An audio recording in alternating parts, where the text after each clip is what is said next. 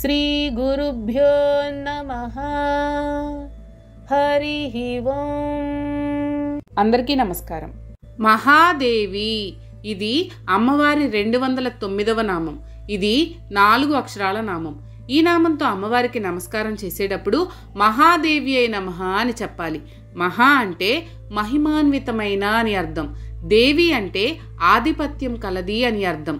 దివ్ అంటే వెలుగు అని స్థూలమైన అర్థం. ఈ దివ్ అనే విశేషణంలో క్రీడ, విజిగీష, స్వప్న, మోద, మద, కాంతి, క్రాంతి, గతి మొదలైన లక్షణాలన్నీ కలిసి ఉంటాయి. దివ్ అనే ధాతువు నుండి ఏర్పడినదే దేవ అనే పదం. దివుకు ఉండే లక్షణాలన్నీ ఉన్న లోకమే దేవలోకం. దివ్ అంటే దివ్యక్తము లేదా వ్యక్తము చేయు అనే అర్థం కూడా ఉంది.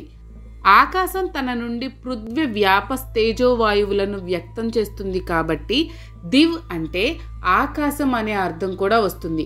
దివ్ నుండి ఉత్పత్తి అయినవే దివి, దేవ, దైవ, దివ్య మొదలైన పదాలు. ఈ లక్షణాలన్నీ మహా అంటే గొప్పగా చెల్లునది కాబట్టి అమ్మవారు మహాదేవి.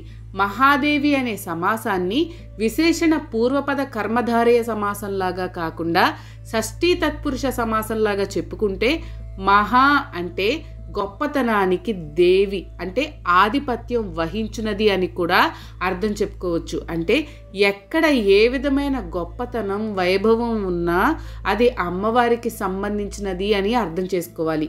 గండకీ నదీ తీరంలో ఉన్న చక్రతీర్థ దేవత మహాదేవిగా ప్రసిద్ధురాలు. మొత్తం మీద ఈ నామానికి ఈ రకంగా అర్థాలు చెప్పుకోవచ్చు.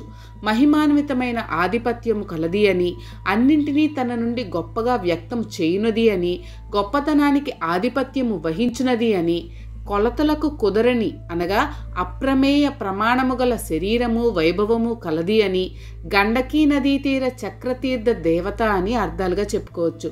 శ్రీమాత్రే నమః. మీకు కనుక ఈ వీడియో నచ్చినట్లయితే లైక్ చేయండి. అలాగే మీ ఫ్యామిలీ అండ్ ఫ్రెండ్స్ కి షేర్ చేయండి. ఛానల్లో కొత్త నోటిఫికేషన్స్ కోసం సబ్స్క్రైబ్ చేయండి. అలాగే పక్కనే ఉన్న బెల్ ఐకాన్ ని ట్యాప్ చేయండి.